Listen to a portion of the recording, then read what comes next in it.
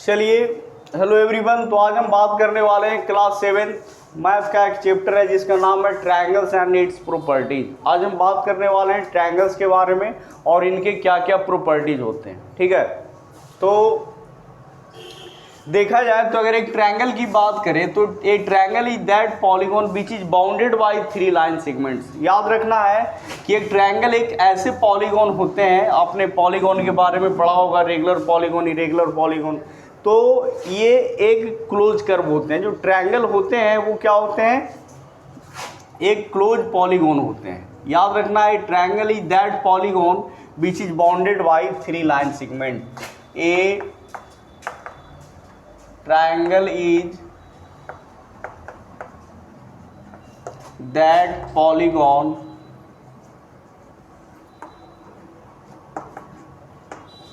which is bounded by 3 line segments।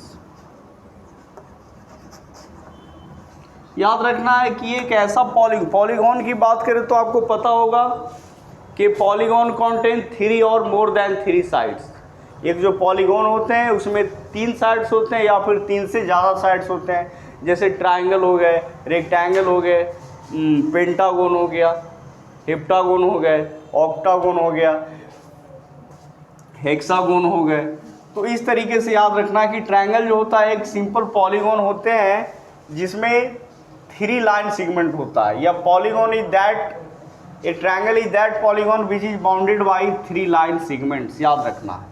अब यहाँ पे देखा जाए तो इसमें एक ट्रायंगल contains टोटल 6 पार्ट। एक ट्रायंगल की बात करें तो ट्रायंगल में टोटल 6 पार्ट होते हैं। याद रखना है, हम यहाँ पे इसको लिखेंगे triangle ABC। It is read as triangle ABC। Triangle के 6 पार्ट में 3 साइड्स होते हैं और 3 क्या होते हैं, एंगल्स होते हैं। समझ में आ रही है। अब यहाँ पे 3 साइड्स की अगर हम बात करें तो AB BC और AB BC, उसके बाद CA। इसको हम रिवर्स में भी ले सकते हैं, इसको हम BA भी बोल सकते हैं, इसको हम AC भी लिख सकते हैं। ये BA हो गया, AC हो गया, उसके बाद CB भी लिख सकते हैं। 3 अगर एंगल की बात करें, यहाँ पे ध्यान देना, 3 एंगल, तो एंगल 1, एंगल 2, एंगल 3। अब यहाँ पे अगर एंगल 1 को हम एंगल A भी लिख सकते हैं, एंगल 2 को एंगल B भी लिख सकते हैं, एंगल 3 को एंगल C भी लिख सकते हैं। अब एंगल A को और भी हम लिख सकते हैं, एंगल BAC, एंगल BAC लिख सकते हैं।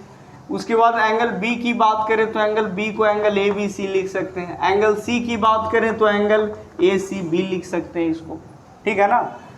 या फिर इसको हम एंगल CAB भी लिख सकते हैं, एंगल CBA भी लिख सकते हैं, एंगल BCA भी लिख सकते हैं, ठीक है ना। अब जो है ट्रायंगल को उनके साइड के बेसिस पे और एंगल के बेसिस पे क्लासिफाइड किया गया है। इस चीज़ को याद रखना है कि ट्रायंगल को साइड्स के बेसिस पे और एंगल्स के बेसिस पे क्लासिफाइड किया गया है। तो यहाँ पे हम देखने वाले हैं there are 3 types of triangle on the basis of their sides। तो पहला जो है याद रखना है कि साइड्स के बेसिस पे ट्रायंगल के 3 टाइप्स होते हैं। याद रखना है, इक्विलैटरल ट्रायंगल, उसके बाद दूसरा जो है isosceles triangle,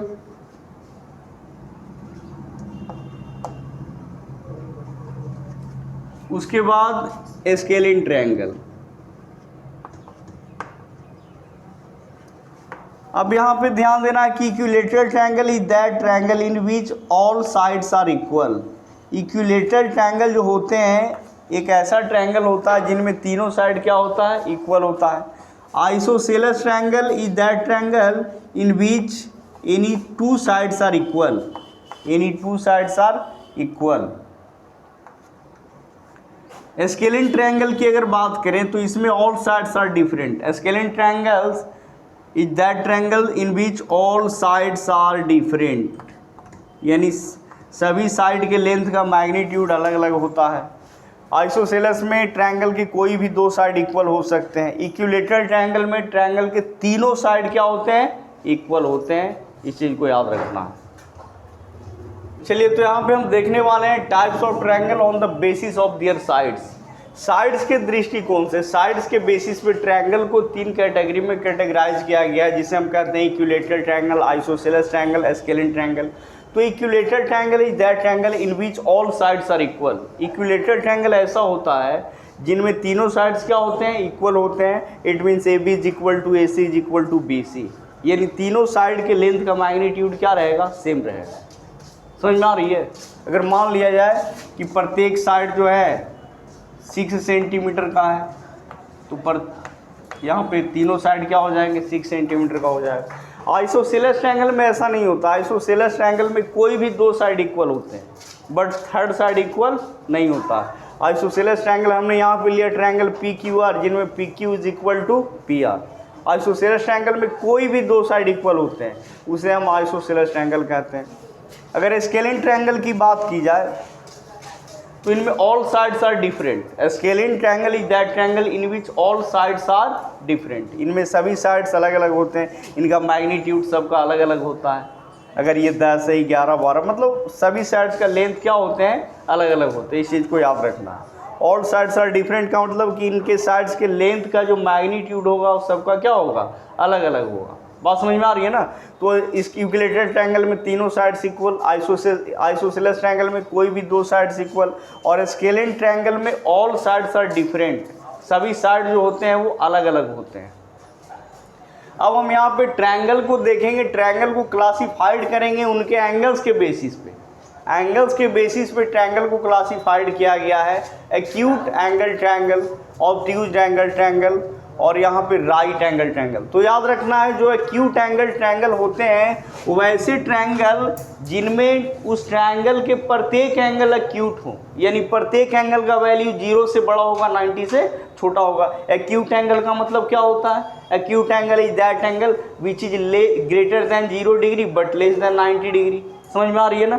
acute angle triangle का मतलब कि वैसा ट्रायंगल जिनके प्रत्येक एंगल, प्रत्येक का मतलब तीनों एंगल जो होगा एक्यूट होगा, मतलब तीनों एंगल 0 डिग्री से बड़ा होगा और 90 डिग्री से छोटा होगा।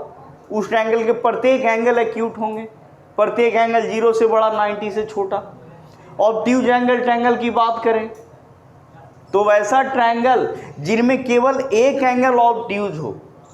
ऑब्ट्यूज एंगल का मैग्नीट्यूड तो आपको पता ही होगा कि obtuse angle is greater than 90 degree but less than 180 degree, पता है ना।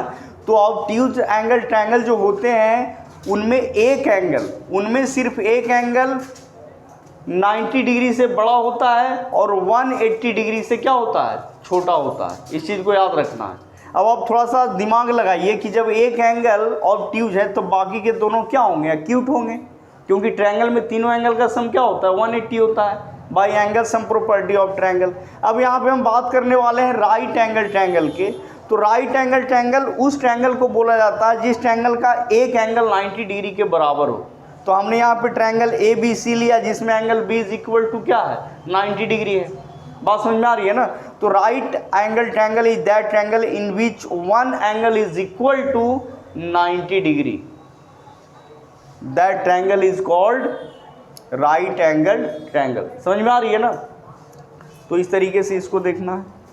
देखिए यहाँ पे हम बात करने वाले हैं ट्रायंगल्स एंड इट्स प्रॉपर्टीज में मीडियंस ऑफ ए ट्रायंगल, और हम साथ ही साथ देखेंगे एल्टीट्यूड। तो मीडियन क्या होता है समझिएगा।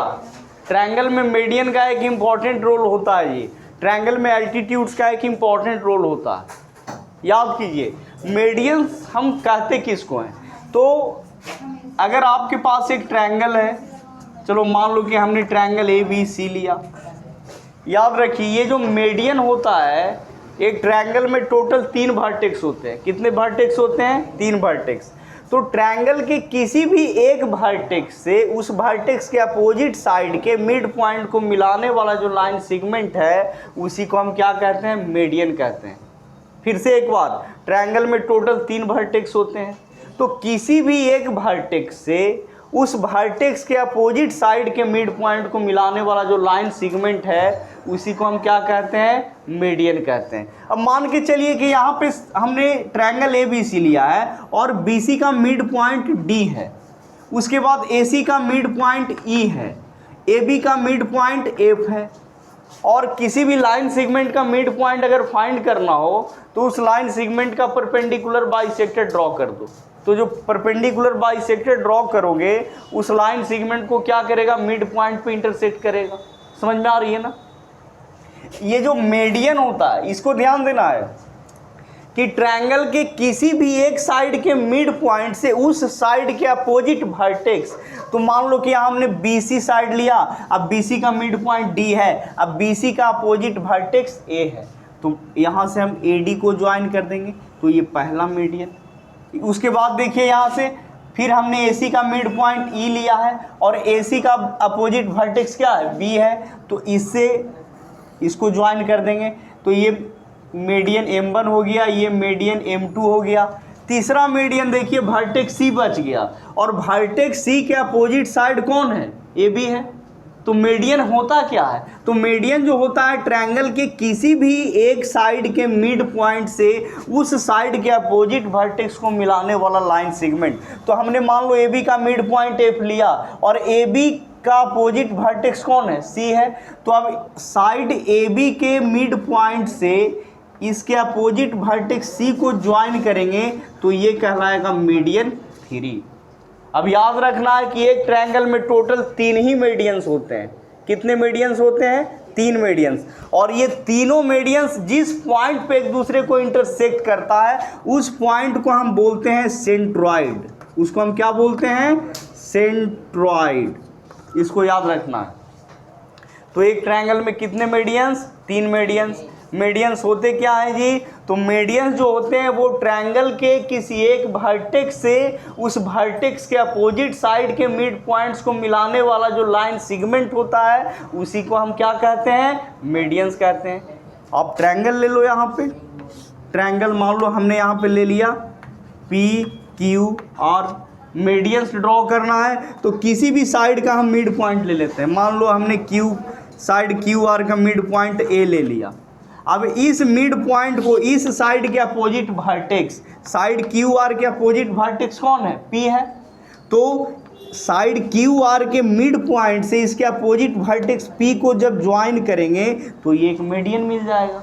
उसी तरीके से वर्टेक्स R है, अब R के अपोजिट साइड कौन हो गया, PQ, तो PQ का जो मिड पॉइंट मान लो B है, तो इस साइड PQ के मिड पॉइंट B को साइड PQ के अपोजिट वर्टेक्स को मिलाने वाला जो लाइन सेगमेंट है वो मीडियन कहलाएगा। एक ट्रायंगल में टोटल 3 मीडियन। अब यहाँ पे चौथा साइड बच गया, तीसरा साइड बच गया क्या, PR। अब इसके मिड पॉइंट मान लो C है, तो इस मिड पॉइंट, इस साइड के मिड पॉइंट से इस साइड के अपोजिट वर्टेक्स को मिलाने वाला लाइन सेगमेंट मीडियन कहलाएगा। अब ये तीनों मीडियन जिस पॉइंट पे एक दूसरे को इंटरसेक्ट करते हैं इसको हम क्या बोलते हैं, सेंट्रॉइड बोलते हैं। इसको हम क्या बोलते हैं जी, सेंट्रॉइड बोलते हैं। समझ में आ रही है कि नहीं आ रही है? तो आपने क्या सीखा, मीडियंस ऑफ ट्रायंगल। एक ट्रायंगल में टोटल 3 मीडियन होता है। कितना मीडियन होता है, 3 मीडियन। और मीडियन होता क्या है, तो ट्रायंगल के किसी भी एक साइड के मिड पॉइंट को उस साइड के अपोजिट वर्टेक्स से जब हम ज्वाइन करते हैं तो वो जो लाइन सेगमेंट होता है वही क्या कहलाता है, मीडियन। क्लियर हुआ कि नहीं हुआ?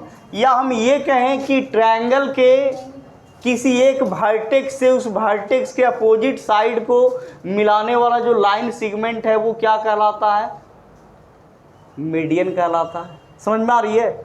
जैसे फिर एक बार देख लीजिए कि हमने यहाँ पे ट्रायंगल ले लिया PQR। अब वर्टेक्स P को इस वर्टेक्स के अपोजिट साइड QR के मिड पॉइंट से अगर हम ज्वाइन करेंगे तो ये मीडियन कहलाएगा। ये क्या कहलाएगा, मीडियन कहलाएगा। फिर यहाँ पे देखिए वर्टेक्स क्यू से इस वर्टेक्स क्यू का अपोजिट साइड क्या है, पी आर है। तो इस पी आर के मिड, मान लो इसका मिड पॉइंट ए से है, ये टी है, और पी क्यू का मिड पॉइंट यू है। तो बस यहाँ पे साइड पी आर के मिड पॉइंट से इस साइड के अपोजिट वर्टेक्स को मिलाने वाला लाइन सेगमेंट, इस साइड पी क्यू के मिड पॉइंट से इस साइड के अपोजिट वर्टेक्स को मिलाने वाला लाइन सेगमेंट, और ये तीनों मीडियंस जिस पॉइंट पे इंटरसेक्ट करते हैं उसको हम क्या कहते हैं, सेंट्रॉइड कहते हैं। समझ में आ रही है ना। अब हम यहाँ बात करने वाले हैं एल्टीट्यूड्स के बारे में। किसके बारे में बात करने वाले हैं, एल्टीट्यूड। तो जो एल्टीट्यूड्स होता है, एल्टीट्यूड्स को हम ऐसे समझेंगे कि ट्रायंगल में, समझिएगा, ट्रायंगल में किसी एक ट्रायंगल में टोटल 3 वर्टेक्स होते हैं, vertex A, vertex B, vertex C. तो ये जो एल्टीट्यूड्स होता है वो ट्रायंगल के किसी एक वर्टेक्स से उस वर्टेक्स के अपोजिट साइड के ऊपर जो हम परपेंडिकुलर ड्रॉ करते हैं, जो एल्टीट्यूड्स ड्रॉ करते हैं, उसी को हम क्या बोलते हैं, एल्टीट्यूड्स कहते हैं। किसी ट्रायंगल में किसी एक वर्टेक्स से उस वर्टेक्स के अपोजिट साइड के ऊपर जो हम परपेंडिकुलर ड्रॉ करते हैं, उसी परपेंडिकुलर लाइन को हम क्या बोलते हैं, एल्टीट्यूड बोलते हैं। क्या बोलते हैं, एल्टीट्यूड।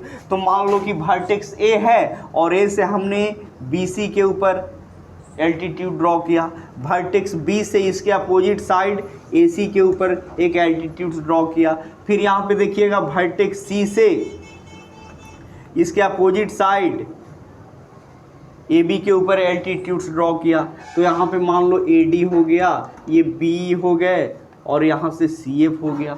अब ये तीनों एल्टीट्यूड्स याद रखना, एक ट्रायंगल में टोटल कितने एल्टीट्यूड्स होते हैं, 3 एल्टीट्यूड्स होता है। कितना एल्टीट्यूड्स होता है जी, 3 एल्टीट्यूड्स होते हैं। इस चीज़ को याद रखना है। और ये तीनों एल्टीट्यूड्स जिस पॉइंट पे एक दूसरे को इंटरसेक्ट करते हैं उसको हम कहते हैं ऑर्थो सेंटर। उसको हम क्या बोलते हैं स्टूडेंट, ऑर्थो सेंटर। याद रखना है। अब समस्या ये है कि हम किस टाइप के ट्रायंगल ले रहे हैं। अगर ट्रायंगल एक्यूट एंगल ट्रायंगल है, अगर ट्रायंगल ऑब्ट्यूज एंगल ट्रायंगल है, अगर ट्रायंगल राइट एंगल ट्रायंगल है, तब उनमें एल्टीट्यूड्स का क्या पोजीशन होगा। तो इस चीज़ के ऊपर गौर करना है। अगर मान लो कि हमने ऐसा ट्रायंगल लिया है जो कि एक्यूट एंगल ट्रायंगल है, एक्यूट एंगल ट्रायंगल, तो एक्यूट एंगल ट्रायंगल पता है किसको कहते हैं, तो जिस ट्रायंगल का प्रत्येक एंगल क्या हो, एक्यूट हो, उसको, उसी को हम एक्यूट एंगल ट्रायंगल बोलेंगे। समझ में आ रही है कि नहीं आ रही है। जिस ट्रायंगल का प्रत्येक एंगल 0 डिग्री से बड़ा, 90 डिग्री से छोटा, उसको हम क्या कहेंगे, एक्यूट एंगल ट्रायंगल कहेंगे। तो अब एक चीज़ याद रखना कि एक्यूट एंगल ट्रायंगल में जो भी आप एल्टीट्यूड्स ड्रॉ करोगे, मेडियंस याद रखना, मेडियंस हमेशा ट्रायंगुलर रीजन में ही होता है।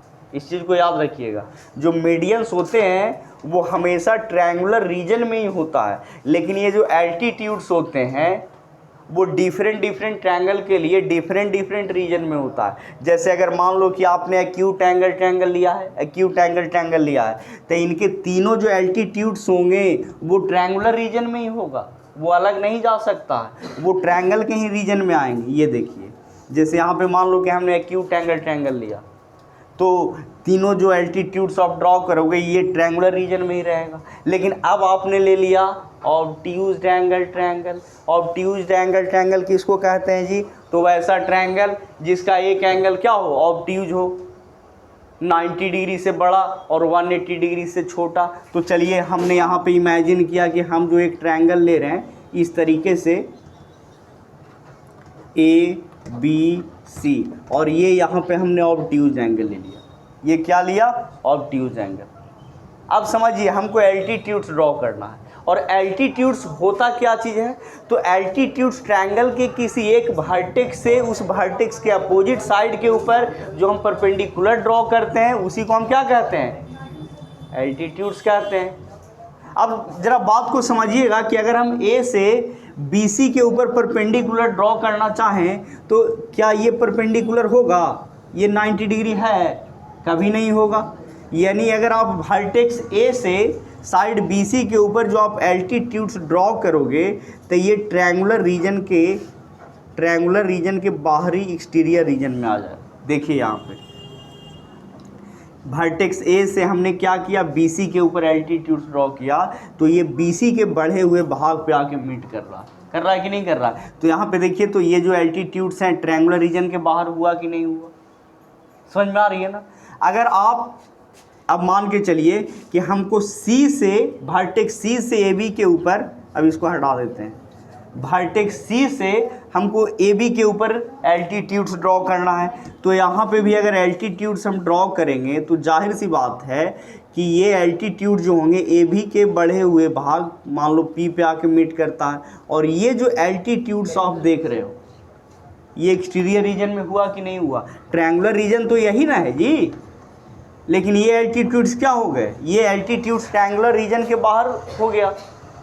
तो जो एल्टीट्यूड्स होते हैं वो ट्रायंगुलर रीजन के बाहर हो सकते हैं, खास करके ऑब्ट्यूज एंगल ट्रायंगल में आप देखिएगा तो ये दो एल्टीट्यूड्स क्या हो गए, एक्सटीरियर रीजन में हो गए। लेकिन अगर मान लीजिए कि आपने ऑब्ट्यूज एंगल ट्रायंगल लिया है, चलिए इस तरीके से ABC, ये एंगल क्या है, ऑब्ट्यूज है, मतलब 90 डिग्री से बड़ा, 180 डिग्री से छोटा। तो अगर वर्टेक्स B से इसके अपोजिट साइड अगर AC के ऊपर परपेंडिकुलर ड्रॉ करेंगे तब तो आसानी से हो जाएगा, समझ में आ रही है ना। तो याद रखना है कि अगर ट्रायंगल एक्यूट एंगल ट्रायंगल है तो तीनों जो एल्टीट्यूड्स होगा वो ट्रायंगल के अंदर ही रहेगा, ट्रायंगुलर रीजन में ही रहेगा।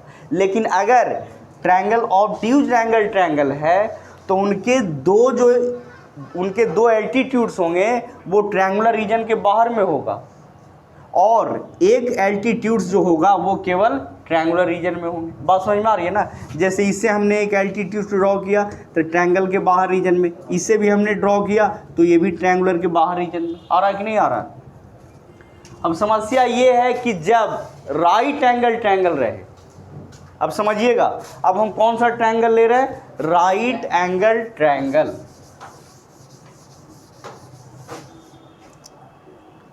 अब तो आपको पता ही होगा कि राइट एंगल ट्रायंगल जो होते हैं वैसा ट्रायंगल जिनमें एक एंगल 90 डिग्री के बराबर हो, ये एंगल 90 डिग्री के क्या है, बराबर। अब जाहिर सी बात है कि अगर हम वर्टेक्स A का अपोजिट साइड कौन है, BC है, वर्टेक्स C का अपोजिट साइड कौन है, AB है कि नहीं है जी, वर्टेक्स B का अपोजिट साइड AC है, समझ में आ रही है।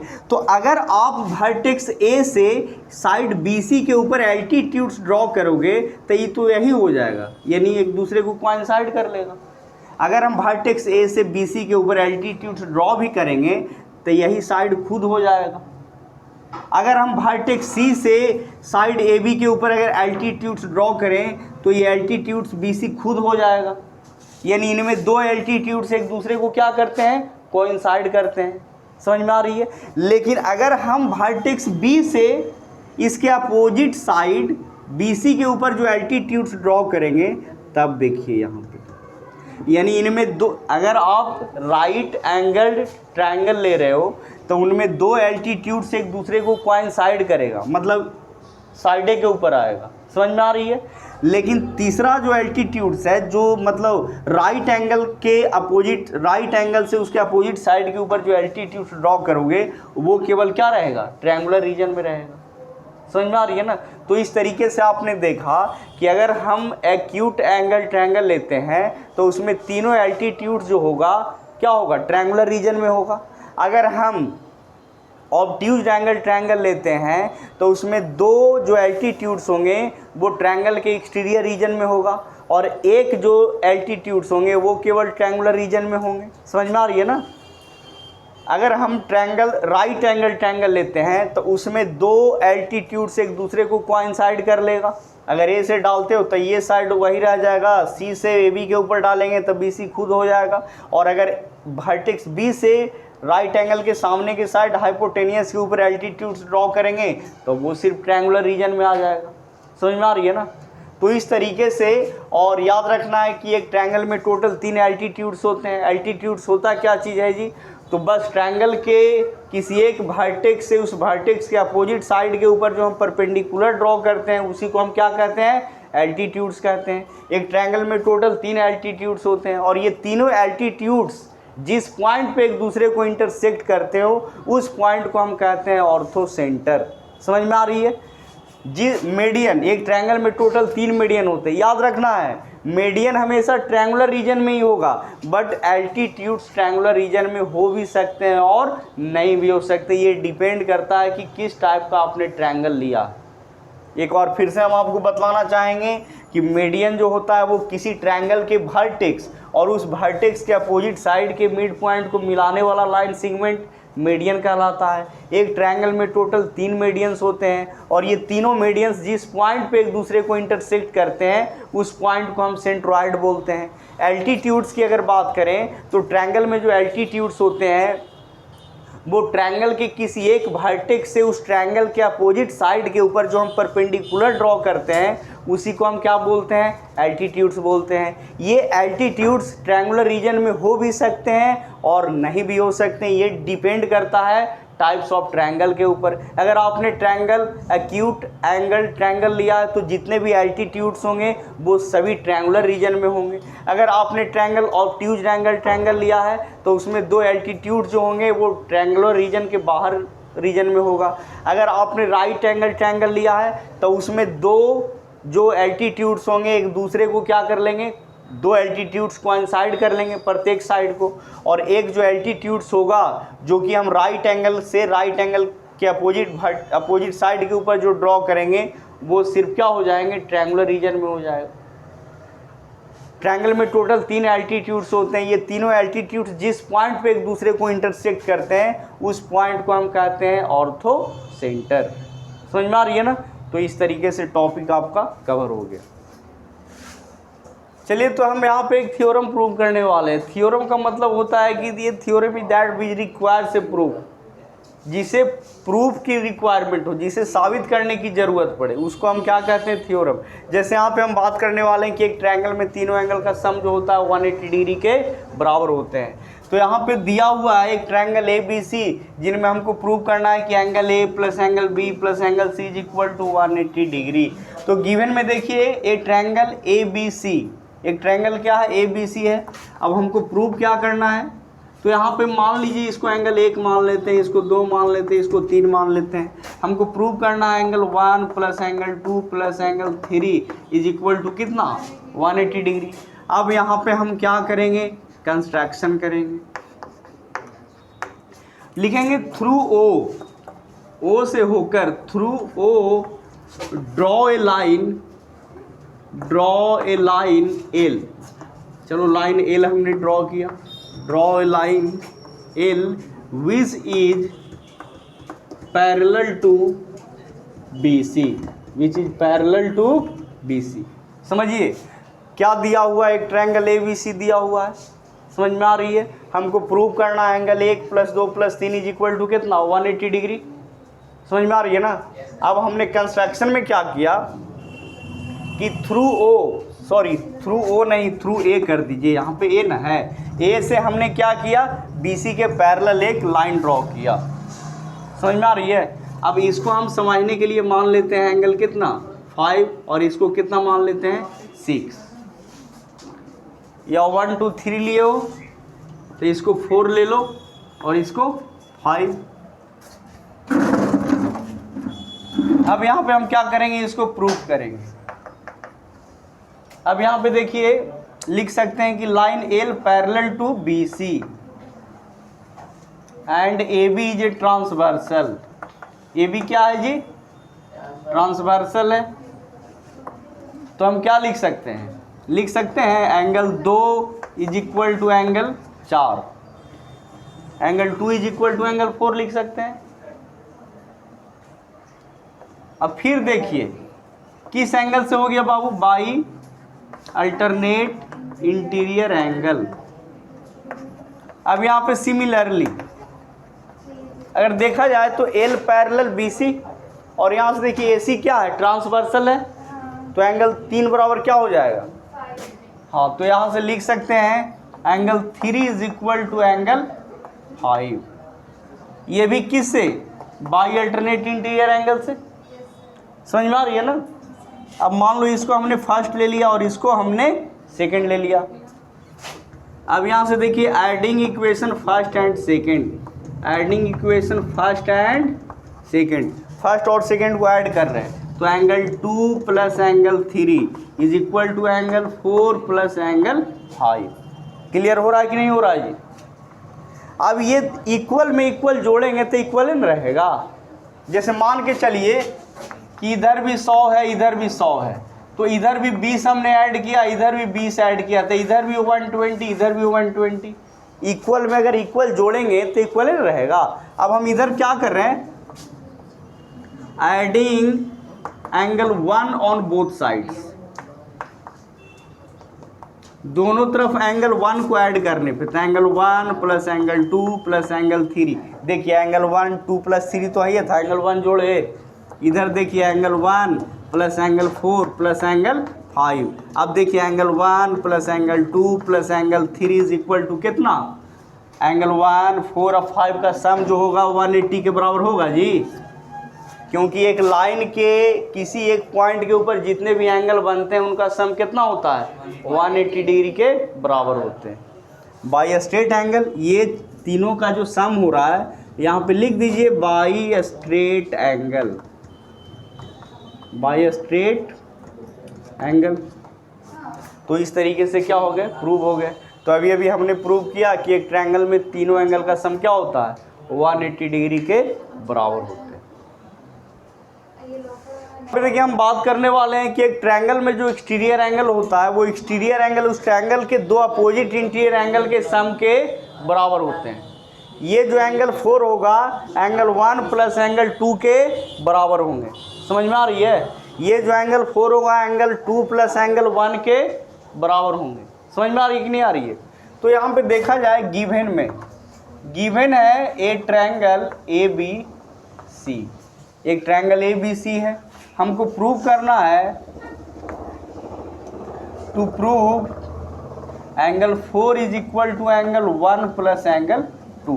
आप यहाँ गिवन में लिख सकते हो कि ये triangle A B C in which B C is produced to D, B C is produced to D. B C को कहाँ तक बढ़ाया गया है, डी तक बढ़ाया गया है।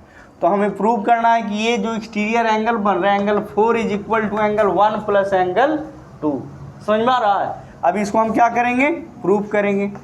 तो देखो तो बाबू, इन ट्रायंगल ए बी सी में, इन ट्रायंगल ए बी सी में अभी अभी आपने क्या प्रूव किया, angle 1 plus angle 2 plus angle 3 is equal to 180 degree. किस बेसिस पे, by angle sum property of triangle. ये जो इसके पहले हम थ्योरम प्रूव किए हैं उसको हम क्या बोलते हैं, angle sum property of triangle, by angle sum property of A triangle. ठीक है, बट यहाँ पे अगर देखा जाए तो देखिए ये एक स्ट्रेट लाइन है और ये एक रे है, तो दोनों एंगल का सम कितना होगा, 180 होगा। But angle 3 plus angle 4 is equal to कितना, 180 डिग्री। इसको इक्वेशन फर्स्ट है, इसको सेकंड। अरे ये स्ट्रेट एंगल से होगा ना, यहाँ पे लिख दीजिए बाई स्ट्रेट एंगल या linear pair of angle, by straight angle या लीनियर पेयर ऑफ एंगल। समझ में आ रहा है? अब इधर भी देखिए दोनों में RHS क्या है, 180 है, तो LHS भी क्या होगा, इक्वल होगा। दोनों का RHS इक्वल, तो LHS भी इक्वल होगा ना। तो यानी angle 1 plus angle 2 plus angle 3 is equal to angle 3 plus angle 4। तो देखिए एंगल 3 से एंगल 3 खत्म हो गया जी, यानी क्या मिल गया, angle 4 is equal to angle 1 plus angle 2। यानी हमने क्या प्रूव किया कि ट्रायंगल के जो एक्सटीरियर एंगल होते हैं वो एक्सटीरियर एंगल ट्रायंगल के दो अपोजिट इंटीरियर एंगल के सम के बराबर होते हैं। एक बार फिर से देखिएगा, अगर मान लो ट्रायंगल हमने पी क्यू आर बनाया, ये देखिए हमने पी आर को बढ़ा दिया, हमने बढ़ा दिया, सॉरी क्यू आर को बढ़ाया, पी आर को बढ़ाया, उस तरीके से फिर पी क्यू को बढ़ाया। अब ये मान लो एंगल 1 है, ये 2 है, ये 3 है, ये 4 5 6। समझिएगा, एंगल 4 जो होगा 1 प्लस 2 के बराबर होगा कि नहीं होगा। उसके बाद एंगल 5 जो होगा एंगल 2 प्लस एंगल 3 के बराबर होगा। उसके बाद एंगल 6 जो होगा एंगल 1 प्लस एंगल 3 के बराबर होंगे। समझ में आ रही है कि नहीं आ रही है? तो इस तरीके से दो थ्योरम क्लियर हो गया। पहला कि ट्रायंगल में तीनों एंगल का सम जो होता है 180 के बराबर होते हैं by angle sum property of triangle. और दूसरा आपने सीखा कि एक ट्रायंगल में एक्सटीरियर एंगल जो होता है वो ट्रायंगल के दो अपोजिट इंटीरियर एंगल के सम के बराबर होते हैं। समझ में आ रही है ना। तो इस तरीके से दो थ्योरम कवर हो गया।